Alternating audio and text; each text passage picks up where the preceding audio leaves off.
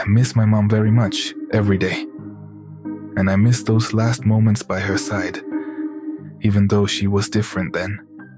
We had created a little tradition. Every night, 13 minutes before midnight, she would tell me ghost stories. Very few times did I manage to stay awake before she finished, but some of those stories would stay with me as I lay awake all night, and some of them still haunt me today. My mom used to say, and at that time I thought it was just her way of setting the mood before the story, that these weren't just nighttime stories. No, she said. It was important that I never forget those stories, because they were going to protect me. Almost all of them were stories that had happened in our building. So sooner or later, she assured me, I was going to encounter the beings that inhabited those stories. The building where we lived had 5 floors. It was big and spacious, on a corner of 10th Street. The residents weren't the calm and quiet types. So, even though there were good people there were also a lot of people there you didn't want to get mixed up with. We lived in one of the last apartments on the 4th floor. My dad told me to never, under any circumstances, go up to the 5th floor. One of the stories that impacted me the most was also one of the first my mom told me. It was about a lady who lived on the 2nd floor. Her name was Teresa. She had a sewing supply store a few blocks from there. Her routine was always the same.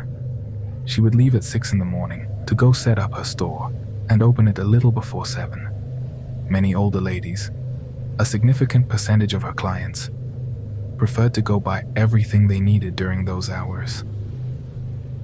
At lunch, the lady would take an hour to go eat at home. She returned to her store and finally closed at 5 in the afternoon. That was the routine Miss Teresa had kept for the last 30 years since that store opened, since she had come to live there. But suddenly, out of nowhere, that routine changed.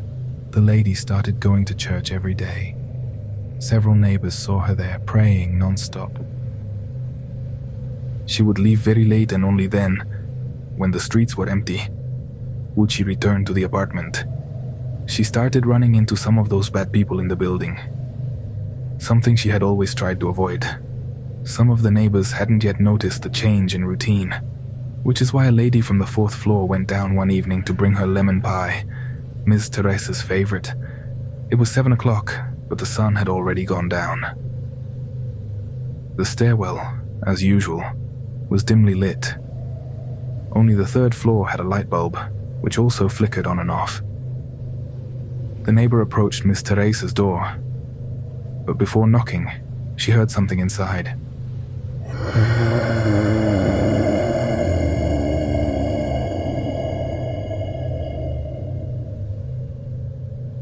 It was a very heavy sigh that seemed to her like a man's, but it was impossible, she thought. Miss Teresa never received visits.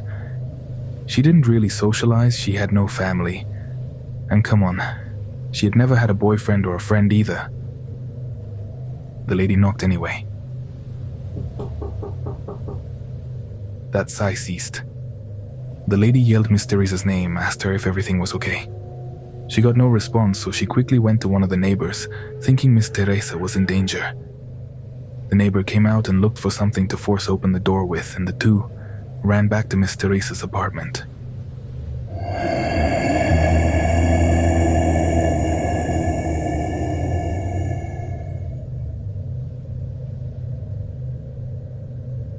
There was someone behind the door, and they doubted for a moment whether opening it was the best idea. The neighbor peeked under the door. I think there's a dog in there," he said. Suddenly, Miss Teresa's angry voice boomed from the stairwell. "It's Magito. It's my dog. Leave him alone, please." She was just arriving and found the neighbors trying to force open her door. The neighbor asked her what she had in there. Almost everyone knew Magito, an abandoned dog that Miss Teresa had adopted. Half German Shepherd, half stray. The dog had seemed to be on his last days for almost 3 years. kept alive by Miss Teresa, love and affection. He was a friendly dog who made friends with everyone, even the worst people in the building. That neighbor knew Magito, of course. She knew Magito had died years before. She herself had accompanied Teresa to bury the dog in the woods nearby. She quickly asked Mrs. Teresa if she was okay, if she could help her with anything. But Teresa replied that everything was fine as she opened her apartment. The neighbor signaled the other neighbor to keep an eye on things and hurried to help Miss Teresa with her bags into the apartment. She tried to look around inside while they chatted. Then before leaving, the neighbor asked about Magito. "Where did you say your dog is, Teresa? There? In your room?"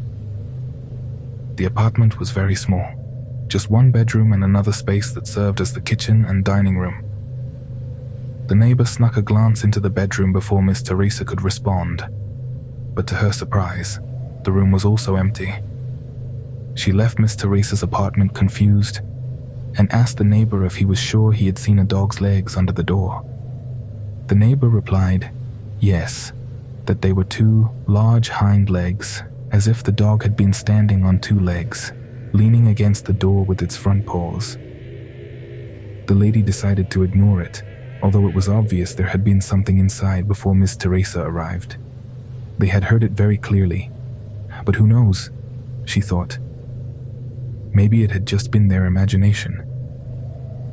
At this point, my mom stopped the story to ask me a question.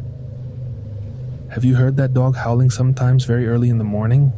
"Yes," I replied, "on the second floor." "But have you ever seen it? Have you ever heard it during the day?" I hadn't. My mom continued the story. Weeks went by and now poor Miss Teresa would leave at 5 in the morning, although she didn't open her store until the usual time. She went to sit on a park bench until it was 7. Then, when she closed up shop, she went to church and prayed until very late. Sometimes they would close the church, and she'd just go right back to that park bench until midnight. Finally, when she couldn't stay out any longer, she returned to the building. Strange things started happening on the second floor. People heard noises inside that apartment even when it was empty. Like someone pacing back and forth. Someone, not something, not an animal. Footsteps clear as day. Around that time, a neighbor ran into Miss Teresa arriving very late one night and managed to see inside her apartment. It was a complete mess, as if a tornado had gone through it. In the following weeks, that apartment became the most feared in the building, even more so than the infamous 5th floor, which had always been plagued by grisly stories. I got to know them all through my mom. I had developed a bad habit of waking up at 11 p.m. and just lying there, motionless, staring at the ceiling. That's when my mom would come to help me sleep. She told me that one day Miss Teresa simply didn't come back home. When they went looking for her at the store, they realized she hadn't opened it for weeks. The landlord soon took all her things out onto the street. Many thought that something bad had happened to her since she would stay out so late at night, but no one knew for sure. But they never saw her again. And months went by before someone occupied that apartment again. It was a family that had just arrived in the city looking for work. The parents were very young, barely over 20, and their son was about 4 years old. The dad worked all day, and the mom would work at night. There was a small period of time, about half an hour, when the mom left, and the dad hadn't arrived yet. During that window, the neighbor across the hall watched the kid for them.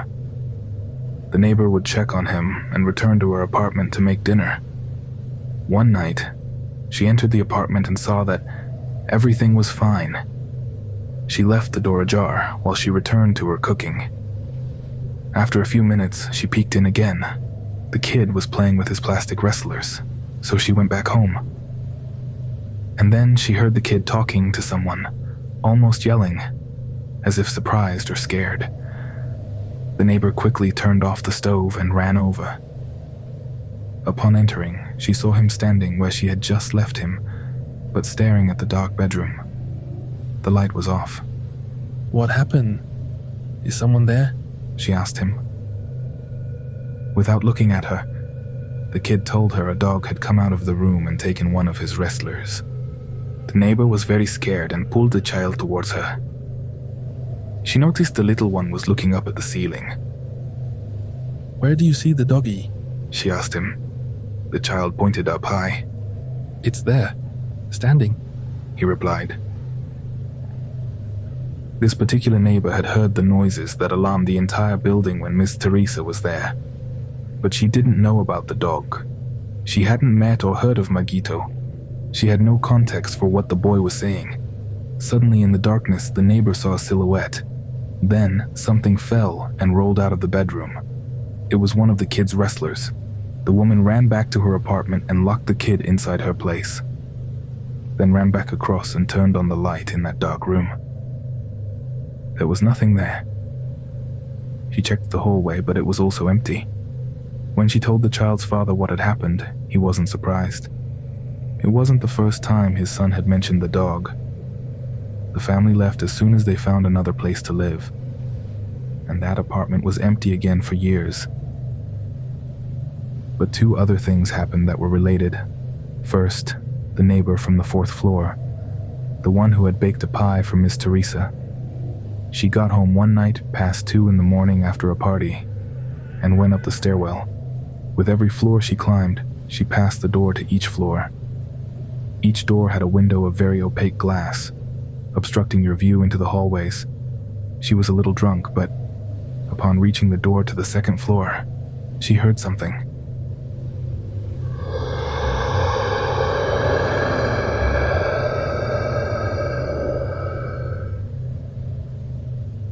A sound she remembered well. The same sound she had heard years before in Miss Teresa's apartment. She tried to peek through the door's window without opening it, and noticed in the dim light of the hallway that a figure was approaching. She managed to make out the silhouette on the other side of the door. It seemed to be a dog. A large-headed dog, like a German shepherd, but standing upright on 2 legs, completely straight, making it almost 6 feet tall. The poor lady's drunkenness wore off instantly. She ran up to her apartment and locked herself in there until her husband arrived. Both he and the neighbors attributed that vision to the alcohol and nothing more. However, that didn't explain what happened just a few nights later to the neighbor across the hall from Miss Teresa's apartment, the one who helped take care of the child. She was alone one night when her husband traveled south to visit an ill uncle. She didn't like living in that building, let alone being there without him. So she went to bed early, but almost at the stroke of midnight she woke up. She heard the door of the apartment across the hall, which had been unoccupied for months, open in the distance. Then she heard her own door, which was locked, open without any force. She wanted to think it was her husband, but that made no sense at all, since he was hundreds of miles away. She didn't recognize the footsteps approaching and entering her bedroom either.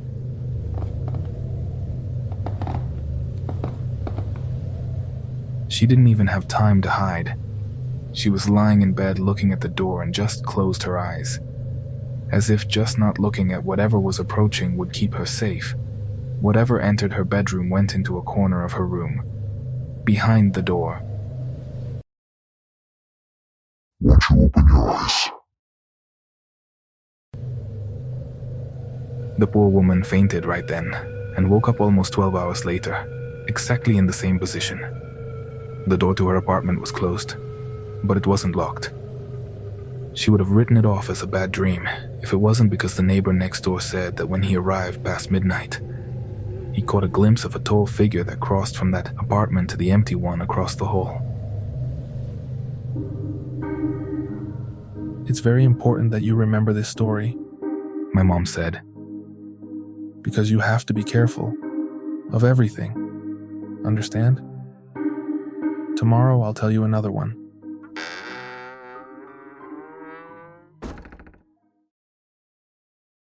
There were 13 minutes until midnight when my mom approached. My eyes were closed, but I heard that door creak open. I know you're awake. she told me. I know you love ghost stories. I'm gonna tell you another one. Without opening my eyes, I nodded. Yes. She moved towards the window and peeked behind the curtains. The view from our fourth-floor apartment wasn't good. You could barely see that lonely downtown street. Even the police avoided that place. You have to fall asleep before your dad gets home. But it's important that you listen to what I tell you about the things that are in this building.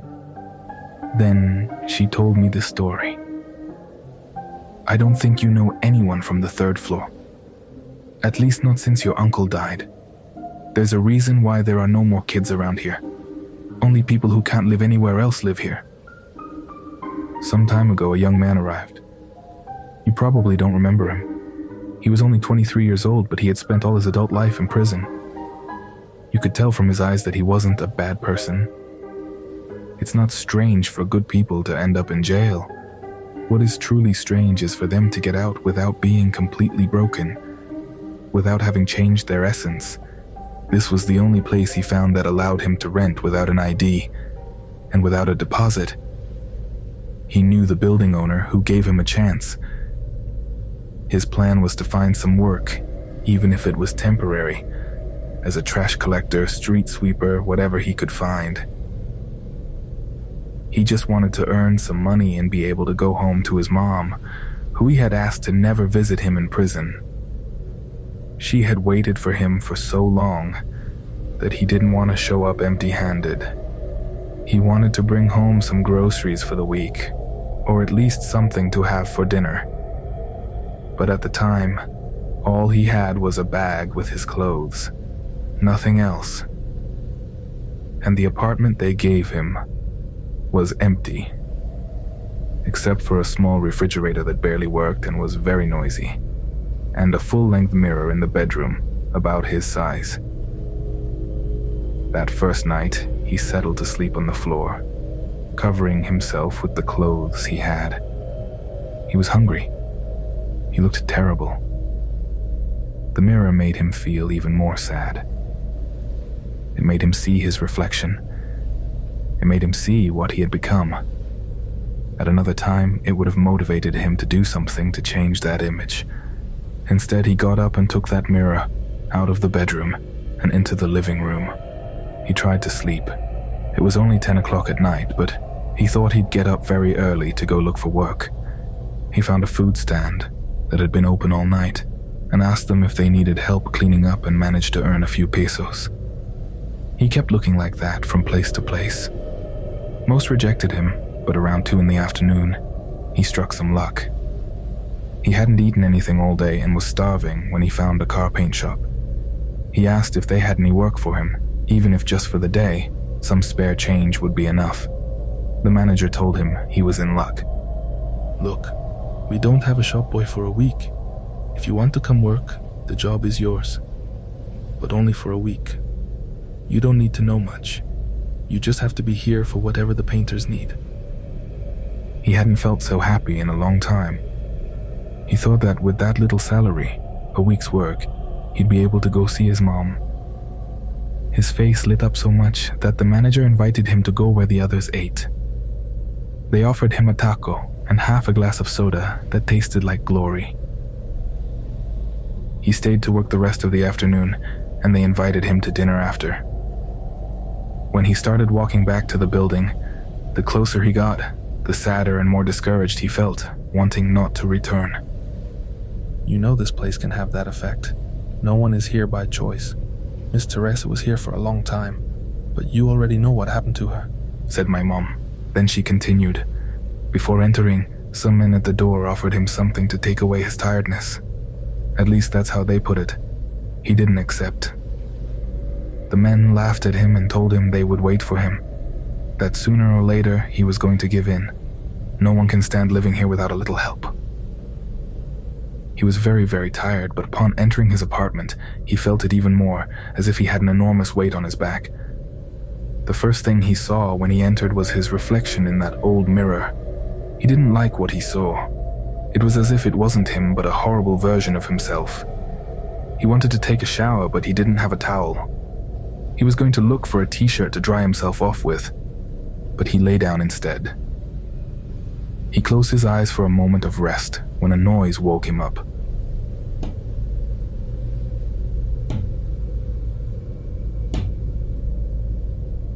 Someone was knocking on his door. He shouted that he was coming and they stopped knocking. It took him a few seconds to wake up and walk over. That's when he caught his reflection in the mirror. There was someone else in it. He turned on the light, and the other person was gone. He opened the door and looked both ways down that long dark hallway, but there was nothing there.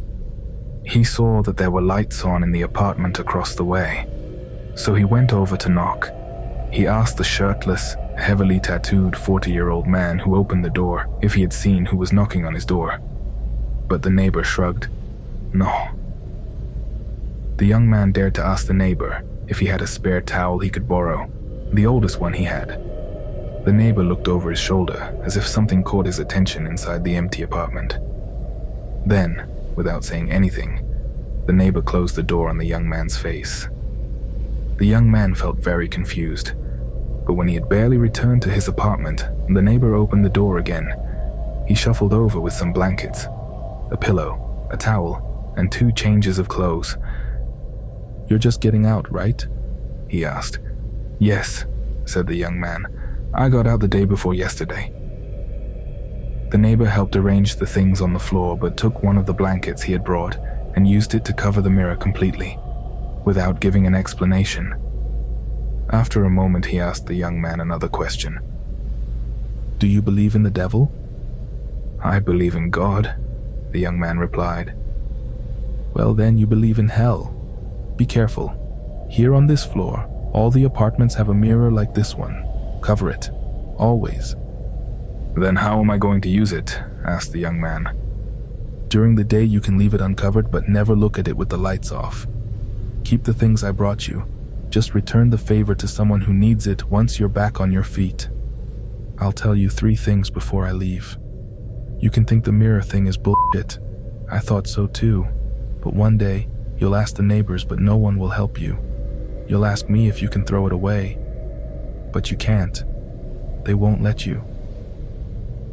The young man was so tired, so confused, that he didn't even know what to say. That night he slept very well. He didn't have the nightmare from the previous nights. There were no figures watching him sleep. The next morning he left early. He worked hard. He earned every penny. At the end of the day, he was exhausted. He left the shop and walked to the building. The guys at the entrance asked him if he still didn't need anything to make it through the night. He said no again, but he started to feel dizzy. He could barely make it up the stairs, as if his blood pressure had suddenly dropped. A bright stain covered his vision. When he got to his hallway, a very thin lady in a red dress greeted him. Or maybe a girl. He couldn't see her face no matter how hard he tried. He could barely see where he was walking.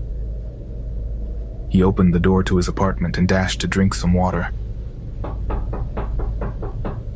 He had left the door open behind him and someone knocked. He turned around. He couldn't see anything or anyone at the door. Thinking it was the woman he had just seen, he said something that turned out to be a terrible mistake. "Come in." "This is something I want you to always remember, son. That's why I tell you these stories. Never, for no reason whatsoever, invite someone in when you don't see anyone at the door." No one entered the apartment. The young man still couldn't see well. He couldn't make out anyone in the hallway. He locked the door and fell asleep very quickly, very deeply. But suddenly, in the middle of the night, he woke up in a terrible panic. He came out of his room and found the blanket covering the mirror on the floor. He lowered his gaze before looking at the reflection, feeling like there was something in the mirror that he shouldn't see.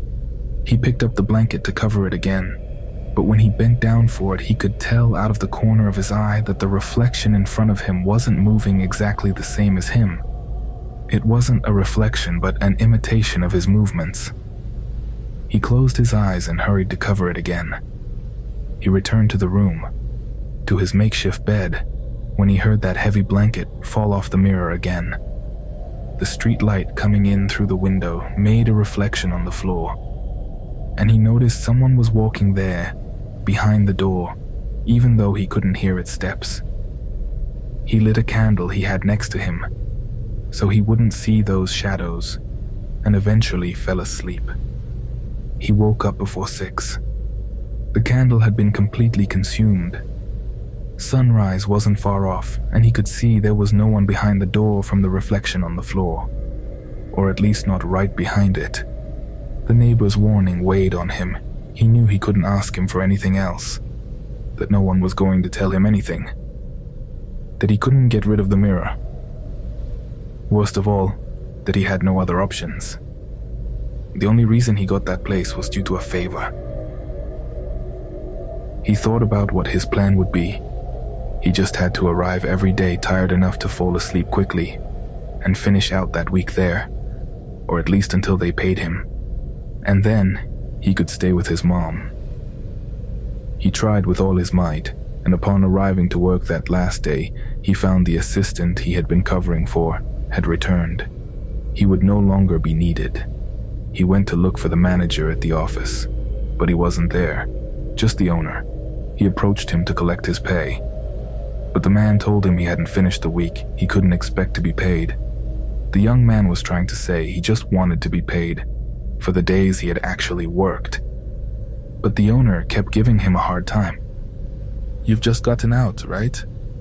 What are you going to do, sue us? Look, if you want, I can pay you with a letter of recommendation. I can put that you worked here a few days and didn't steal anything. But now, if you insist on charging for a week you didn't work, well, then it's like you are stealing from me. I'd have to call the police. The young man left devastated. He didn't have a penny in his pocket. He had only eaten what his colleagues at the workshop offered him, and now he had already lost a whole week of time. He wasn't sleeping well and was very tired. Every night someone removed the blanket from that mirror that assured him a better night, and it wasn't a dream like that first night in the place. No, this time, what was there behind the door was something he could see. He wandered all over downtown trying to find another job, but didn't find anything. He had only begged once, out of necessity, and it had cost him 4 years of his life. He was very hungry, very scared, and he could no longer stand the urge to see his mother, but he couldn't. He couldn't go back like that, the way he had left, empty-handed. He returned to the building at nightfall. The men at the entrance asked him the usual, and this time, he stopped for a moment. "But I have no money," he told them. No problem, my friend. I'll wait for you. What would you like? The young man said he would think about it, that he would come back, and he entered the building. The stairs looked darker than usual, his hallway empty as always, but this time, there were no sounds coming from the apartments. All the apartment lights seemed to be off. When he got to his door, he noticed the one across the hall was ajar. Music was coming from inside. He remembered that the neighbor was so distrustful, he never left it open. Even when he went in for a few seconds for those blankets that time. The young man found it very strange. He peeked in, and there was a woman with her back turned, dancing slowly in a long red dress. He decided to ignore her and enter his own apartment. But upon entering, he saw his reflection in the mirror. The reflection walked towards the bedroom before he started to do so himself. But he followed, as if he no longer had the strength to do anything else, as if giving in to their commands. He was going to go back down. He was going to accept the offer from those guys. Who knows, maybe he could even work with them. Until he heard a voice inside his head, but which he knew was real. He just knew it. The voice wouldn't stop repeating a phrase, and he couldn't stop listening to it. "I'm in here with you. I'm in here with you. I'm in here with you." The door closed. That room had no windows at all, so he couldn't see anything at all. He started groping around for his candle. He couldn't find it, no matter how much he searched. And then he touched something hot, burning. He pulled his hand back reflexively, but then he reached back out with curiosity. He tried to touch it, to find its shape, and noticed he was touching a hand. A hand that seemed to have burnt skin and was burning hot. He stumbled out of the apartment running as fast as he could. He didn't look back at the mirror, but a glow caught his eye, and he thought he saw the mirror reflecting flames, as if something was burning in the apartment, something only that mirror could see. Upon leaving the hallway, he noticed the neighbor's door was now wide open. He noticed a mirror identical to his in the corner, uncovered. A man with a bag full of clothes came out of the end of the hallway, and the young man asked him what was going on. "We're not staying here tonight. No one is staying on this floor tonight," he replied. "But why did he leave his apartment door open?" asked the young man. "They came looking for him this morning and took him away. The police, we think. But the truth is it could have been anyone." That neighbor had never seen the young man before, but he knew not to leave him alone. He asked if he had another place to stay. The young man replied that yes, he could stay with his mother, but he had no way to get there. The neighbor offered to drive him in his taxi. The young man got his few belongings and the two hurried down. At the entrance, they ran into the manager from the workshop, the one who had offered the young man the job in the first place. He knew what building the young man lived in and had come looking for him. His co-workers had found out what the owner did to him, and they had all chipped in to pay him for a few days of work. It wasn't much, but the young man hugged the manager, telling him that he was literally changing his life. The taxi driver took him to a supermarket, where he happily bought some bags of food. Then he bought half a chicken at the butcher's with his last pesos. The young man told the taxi driver his whole story on the ride to his mother's house, what he had experienced that past week. When they arrived, the neighbor heard the young man's mother's shriek of joy as she came out in her nightgown to hug her son, to hug him like he was a child. It made the two of them cry. The young man tried to pay something, anything, to the driver, but he wouldn't accept. The young man gave him a hug instead, a very tight hug, full of gratitude. And that's how that young man, who had ended up in this building by luck, also had a lot of luck escaping this place before it was too late. "I think you already know, son, why I'm telling you this story," my mom said. "As you've probably guessed, that taxi driver from the 3rd floor was your uncle Arturo. May he rest in peace. And that woman dancing in that empty apartment, you unfortunately saw recently too. She's that apparition that now haunts the entire building."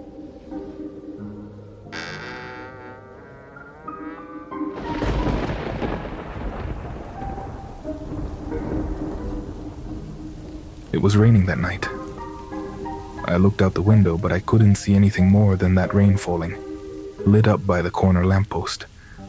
The storm made the street look peaceful, ironically. The lowlifes who inhabited it at those hours had taken shelter somewhere nearby, but they would come back any minute. They always did.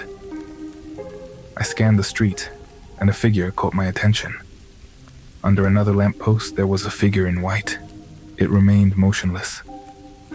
At first I thought it was a trash can or something, but I wiped the window with my hand. Then it was clear. It was a person.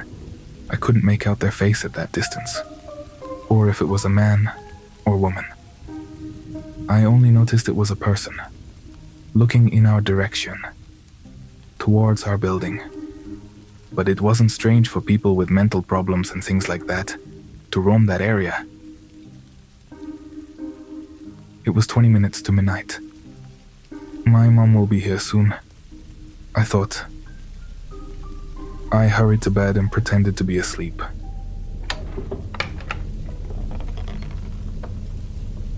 Mom arrived. She sat down on my bed, and I felt her hand on my shoulder. Don't miss the next episode, the second part to this story. This has been Tales of the Night.